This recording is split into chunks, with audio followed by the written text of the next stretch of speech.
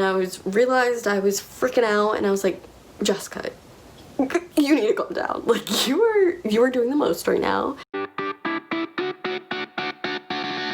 Hey everyone, so today I have a very exciting video for you all. I am officially announcing that I passed the RD exam and I am now a registered dietitian. Officially, it's been so long in the making, but I can finally say that I am a dietitian. So I kind of wanted to make this video kind of to go over my whole testing experience, just so you can kind of know what to expect when you're taking it. I took my exam October 2nd, 2020, so during COVID, so all the COVID protocols I'm gonna address in this video. Also, I want to say that this video is not, I'm not gonna include the way I studied, but I will make another video on that so you know kind of how I studied in order to pass the exam on my first try. I finished my program July 10th, but we didn't have official graduation until August 15th. And I couldn't register to even take the exam until August, like a week and a half later, like the last week of August. So I went on and I looked for the dates, and I wanted a month to study. Sorry, I keep getting distracted. I knew I wanted a month to study, and ideally I wanted to take the exam on the last week of September, which is kind of what I did, but I took it that last week, but the day was in October because all of it was either I would have to take it literally the next week, which I was not prepared for, or the first week, the week later, which I was not prepared for. I wanted about, sorry if you hear noise in the background, it's TV in another room. So then I registered and I saw they had times on the days I wanted, but the time was like 5 p.m. and I'm like, I am not about to take a 2.5 hour exam starting at 5 p.m. and not even getting out until like 8 o'clock. Like, that is not what I'm gonna do. So I had to go a week after, Friday, October 2nd. The earliest time I could find was 1 p.m. Fine, that works for me. That gives me time to like wake up in the morning and drive there and all of that. Perfect time for me. Alright, so that gave me 5 weeks of study, and I will of course go over all of my studying that I did in another video. But yeah, so the day of, I woke up at I'll talk about the night before. I was stressing out. I was studying. You're not supposed to. I did do my nails that day because I wanted, you know, when I looked down that my nails would be done. I put on my favorite like dark purple color on my not these, but yeah, so I put on my favorite nail color on my nails to take it so they were fresh when I would be taking the exam. Anyways, so it was not really a relaxing day for me. I feel like I work best under pressure, and if I didn't pass, I would have blamed that day of not preparing. So that's kind of how I set it up. I was studying that day. So the day of, I woke, my test was at 1. I wanted to be at the testing center by 12:15, so I had some time to sit in my car or whatever before I could check in at 12:30, because you can check in 30 minutes beforehand. So, and I wanted like an hour in the morning to go over all the lab values and the numbers and can sizes and all the little meticulous little numbers you need to know. So I woke up at 9:30 and I studied until 10:30. And I made a green smoothie because those always hold me over, and it was something, and I didn't have much of an appetite that day because, you know, you're taking a test, like, you don't really think about eating. I mean, I stress eat days before, but the day of, my stomach is just in knots. So the smoothie was something I could get down easily, and it always keeps me full. So I made my smoothie, and I wanted to do my hair and makeup because, one, I feel more confident when I have my hair and makeup done, so I would be more confident taking the test, and two, because I wanted to be like, well, afterwards I wanted to take a picture, so I had my hair and makeup done so I could take my picture. But I was kind of like dawdling. So the test center was 30 minutes away, so I wanted to leave by 11:45 the latest so I can get there by 12:15. But I was like dilly-dallying, making sure my hair and makeup was good, to wear mascara, staring at a computer for the next 3 hours.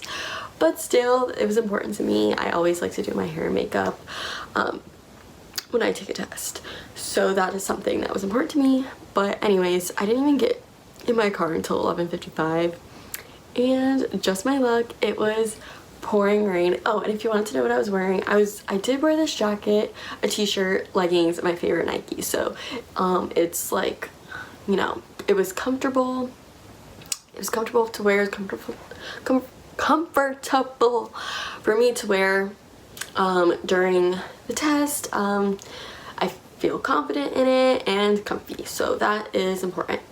So yeah, so I was in the car driving. I was 30 minutes away. My GPS said I was gonna arrive at 12:30. I was like, or like 12:26. I was like, oh, okay, fine. I guess I'm not gonna have that much time in my car to like listen to music and like put myself up, but whatever, like it is what it is. So I was driving and it was pouring rain, and for some reason the light on my car kept going on. So I'm like, oh, this is perfect. Like my car is not functioning. It's pouring rain. I missed my exit. If you know South Florida, you know, if you know me driving South Florida, you know I always miss my exit. I would have been more surprised if I didn't miss my exit. So of course I missed my exit, and then my GPS rerouted me, and I was getting every single red light behind every bus, behind every truck possible. So I'm like, this is just, couldn't have been worse traffic to drive to the testing center in. So it took me like 40 minutes to get there. So I got there at 12:35, and as soon as I got there, I wanted to go check in as soon as possible.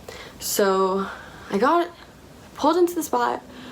I took like oh, and I wanted to say, on my way there and while I was getting ready, I was listening to when I was getting ready, I was listening to like old Disney Channel music, like Disney Channel movie music, cause that just makes me happy. So I was listening to that, some High School Musical, some Hannah Montana. And on my way there, I have a Lift Up playlist, which they're like my favorite, or like whenever I'm in a bad mood, like this playlist like really like lifts me up. So even though I was stressed out driving, like I still had like my pump up music. It's not like pump up, but just like puts me in a really good mood, puts me in a really like happy place. So I did want to listen to it a little bit more when I got there, but I just felt like I didn't have time. So I pulled into the parking spot. I took a deep breath in and out. It was raining, so I put my hair back into a low ponytail and my hood on. I was wearing this jacket and just my hood on. Also my mask. I put my hand sanitizer in my pocket. Usually in public places I like to use a wipe to open doors and press elevator buttons, but I was just kind of too nervous that I wasn't being as cautious as I normally was, and I didn't want to have like all these things out and about. Okay, so I had a water bottle, but I left it in my car and I didn't drink on the way there because I didn't want to have to go to the bathroom. But then lo and behold, it's like every single time we take a test, like I have to like pee right before I take it, or else like I just know I'll have to go again while I'm taking it, and I did not want to use up any time for a bathroom break. So as soon as I pulled in, I knew like I was gonna have to go to the bathroom, and I go into the building and I realized like it's not just like a Pearson test center or whatever. It's like it's just a building, and there's other clinics in that building and like a testing center. So I go in and it was like there was a VA clinic in that building, and I was like, oh, I did part of my internship at a VA clinic. So I was like, ooh, this is a good sign. So then, and I look on, it was like suite 200 whatever. So I go look on the board and confirm Pearson Test Center, suite 2 whatever, and I go in the elevator, still looking for a bathroom, couldn't find it. So then I go into the testing center, which it was super easy to find, even for my directionless oriented self. I was still able to find everything okay. So I went into the test center, and the lady at the front desk was on the phone, but there was a sign saying like get a number and sit down, like don't go to the front desk or whatever, I don't know. So I went and I got a number. My number was number 4, and I went and I sat down and I was like looking around, and then the lady got off the phone and she's like, you just came in, come over here, like here's some papers to read. She gave me papers to read and I was like, oh, like, do you have a bathroom? Like, can I use the restroom? Very important to me because I knew I would not be able to concentrate if I didn't go to the bathroom. That's just something, I don't know if that's TMI, but that's my business.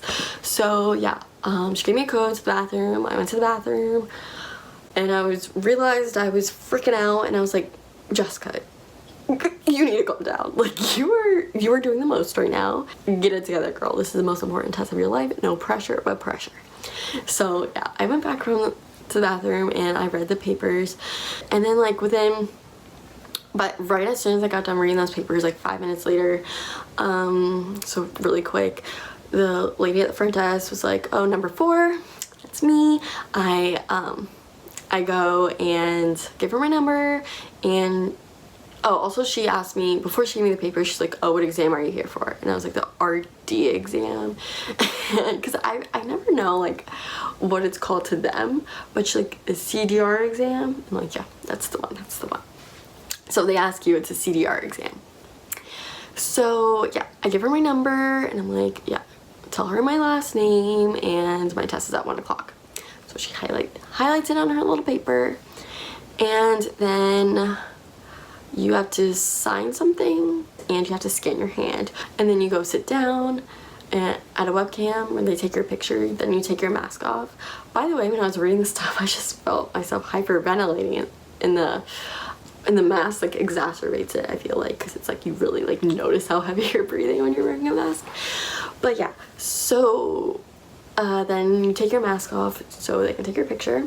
Like, you have to like lean forward, and I like was smizing a little bit, like I did a little soft smile. I was like, and the lady at the desk was laughing at me, but that's okay because I got a little cute webcam picture. And then she asked me if I had anything in my pockets or if I was wearing a watch, and I wanted to know if I could bring my hand sanitizer because I know everyone's using those computers, and like I didn't really know how well they were sanitized.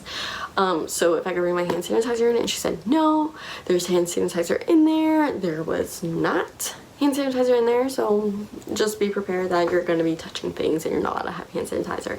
At least that's what it was like at my testing center. So yeah, she gave me my locker. My locker was number 6, and that's another good sign for me because 6 is kind of my lucky number. So that was really cool that I got number 6. I was like, ooh, all the signs are aligning. And then once you put yourself in the locker, I had my purse with me into the locker. The lockers are like big enough to fit a backpack, so if you needed to bring like a backpack or something, or a water bottle, that was something I was concerned about. Like, even if I couldn't bring my water bottle, like, was I going to be abandoned with my water bottle? Like, but there's room in there if you're not allowed to bring whatever, and the lockers are like big enough for whatever you feel like you need, but honestly you don't really need that much. So whatever, like, she told me that my phone needed to be completely powered off, not just on silent, but yeah, completely powered off. So once all of that was squared away, she gave me my ID back and told me to go around to the back room where the testing area is. So I go, and there is the test proctor. I had to use hand sanitizer. Oh yeah, I had to use hand sanitizer before I did the hand thing. And then I had to use hand sanitizer because then there was another hand thing. So I scanned my hand again back there and gave the girl my ID. And then she was just like, she gave me the rundown, like, you're gonna be watched this whole time. If you need to go to the bathroom, raise your hand, I'll come over, stuff like that. So then she gave me because you know how you get, like, they call it dry erase board, whatever. It was like a spiral notebook. It was a really long piece of paper, 2 really long pieces of paper laminated front and back, and they were like bound together, and it was like dry erase, and they gave me like this pinpoint Sharpie, like pinpoint dry erase marker, so it was like a pen type of thing, and like those 2 pieces of paper front and back. She said you don't get an eraser, but if you run out, just raise your hand and we'll give you more paper if you need it. So that's just something to know. I don't know if they're all like that, but yeah, that was something to know if you feel like you need more, if you're worried about how much space you get, and knowing that you don't get an eraser, and you're not allowed to erase. So I think they just kind of, they check over your paper and all of that. So yeah, don't worry about, like, you have more than enough room and resources available to you to like draw pictures if you wanted to. And then she did not give me a calculator. She told me there's going to be a calculator on there, but I knew that from watching videos like this, that if you ask for a calculator, then they could give you a physical one. And so I asked for, I'm like, oh, can I have a calculator? And she looked confused, and like, it should be that if you don't give me one, but if I ask for one, then I'm allowed to have one. And she went, checked on her computer, she goes, you know what, you're right, gave me a little calculator. I just like to have it in my hand. I felt like that's how I practice my practice questions, with a calculator in my hand, so I felt more comfortable having a little baby calculator. Then she walked me into where my computer was. A lot of people keep asking me if it was crowded. I wouldn't say it was like a crowd of people, but there were 14 computers and they were all full. So there are people taking the test, and someone asked me if anyone else was there taking the RD exam, and I have no idea how I would know that. I really don't think so, because I don't know, I just don't think so. It didn't seem like there were, but also I have no idea what other tests people were taking. So there's people there taking other tests, I'm sure. So yeah, it was like a room full of people, and I was seated near the door, which I'm gonna get to in a little bit. But yeah, she sat me down on my computer and kind of oriented me. She said, you're gonna go through a little bit of a orientation to get oriented with the computer. And she let me be. And then when I sat down, I realized I was so stressed, and my heart was beating really fast, and I was breathing really heavy, and I was super hot. So I took my jacket off and I put it in my, like, I put it like by my stomach, like holding it like this. And she came right back and she came up to me. She's like, if you're gonna take your jacket off, you have to put it behind the chair. So I'm like, no, fine. I put it behind the chair, and I never thought about it again. I run pretty cold. I'm like always cold. So that just kind of gives you a level of how the temperature is like in the testing room. It was very comfortable for me. I was also a nervous wreck, so I wasn't thinking about the temperature too much, but I would bring a light jacket like this one just in case. So yeah, then I went through information about the test. When I got to the last page of the information, I was like, I just had to take a deep breath in and out, and it was the shakiest breath I've ever taken in my entire life. Like, it was so shaky, you would have thought like I'm at the top of a roller coaster. And even then, I've been more calm than I was in this situation. So then I clicked next, and I'm like, here we go, no turning back. So then yeah, I saw the first question, and I was pretty confident on the first question. Yeah, something I wanted to note was I'm very sensitive to sounds, and they can make me lose my concentration really easily. So then when I was taking the exam, when I was on question like 2, 3, whatever, I was hearing the footsteps of people like walking in and out of the room and stuff like that, and like little whispers, and the door would keep closing. So that was a struggle for me to kind of put that aside and get focused. Once I'm focused on the test, I do pretty well, but it really was a struggle for me to just get in the mindset of, this information and putting out all the extra sounds. But that's always been a problem for me, so I kind of talked to myself before taking the exam, like kind of preparing myself, like, you are going to have to deal with those sounds. I don't know if I'm the only one that really struggles with like short attention span type of thing, and like I really have to work on focusing on on what's at hand and putting the sounds away from me. I knew that was going to be an issue, so I like really kind of talked to myself about it before, if that makes any sense. Like, that's just one of the test aspects that like you don't learn from admin. It's just something that like I know I struggle with when I take exams. So because I had that talk with myself before, it really helped me. Like, but just the fact that I was like, you prepared yourself for this, you knew this was gonna happen, it's okay, you can focus. And that kind of just helped me that was probably like the most confident I ever felt, was just being able to ignore like the footsteps and the door slamming and the little whispering that could move my attention. And I really didn't want that that to be what didn't cause me to pass the test. So that's why I know this is weird, but that is something that was important for me before I went into the test, was to really think about the external factors of taking the test, not just the actual questions, but it's like the situation. My goal going into it was I wanted to leave like an hour left in case I had the 145 questions. If you don't know, now you do. You either get 125 questions, and if you get 125 questions, that means you either pass within 125 questions or you completely failed within 125 questions. But if you're kind of on the borderline of passing, then you'll get an extra 20. So you'll have 145 total questions, but you only have 2.5 hours for either 125 or 145. You don't get any extra time for 145 questions, which I think is kind of unfair, but I don't know. So I wanted to have an hour left for an extra 20 questions, but I was going really slow. I was like, I want 60 minutes left. So that gives me an hour and a half for 125 questions, kind of unrealistic, and then 60 minutes for 20 questions. I really was not looking at the questions. I remember looking at it was like question 40, question 60, question 80, and the next thing I knew, I was on question 121. And that's when I started freaking out, because I knew I had the potential to almost be really close to the finish line. So I did another one of my shaky breaths. I was like, whew. And I'm like, Jessica, you need to focus. Like, this test is not over. Just because you're on 121 does not mean these last 4 questions don't matter. Like, every question makes a difference. So I needed to stay focused, even though you could hear my heart beat. Like, my heart was out of my chest. If I was wearing my Apple Watch and monitoring my heart rate, it probably would have been in like the cardio zone. So yeah, I really had to make an effort. Remember, it was 124. And I click next and like, okay, it's my last question. Answer it, and then click next, and then I got the hourglass and my test stopped.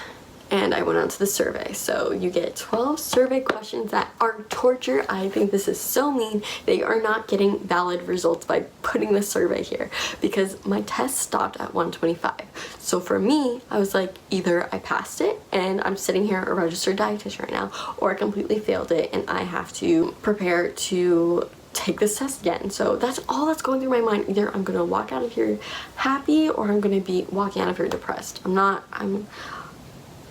And so the survey questions were like, it was just like this random questions. I'm like, So then finally I got to the last one, and I took a deep breath in and out. Yeah, then I clicked next, and the first thing I see on this screen was a 27, and I was just like, oh. I cannot believe I did that. Like, I really thought I failed it.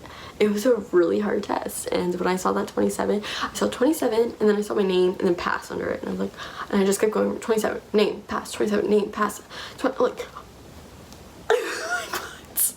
So then once I was done basking in the glory of my 27, I clicked next, and it said sent to printer, and then I like turned around and I looked at the test proctor. She comes to me, she gathers like my materials, and I'm like shaking, I'm like trying to hand her my materials. And then we go back outside, and you have to scan your hand again.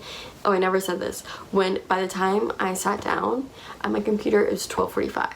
So it took me like 10 minutes from my car to all the checking in. So if you go a little bit early, you might get checked in early. I don't know, maybe. Yeah, and I had, I think, 40 minutes left over at question 125, which I think would have been sufficient time to answer another 20 questions.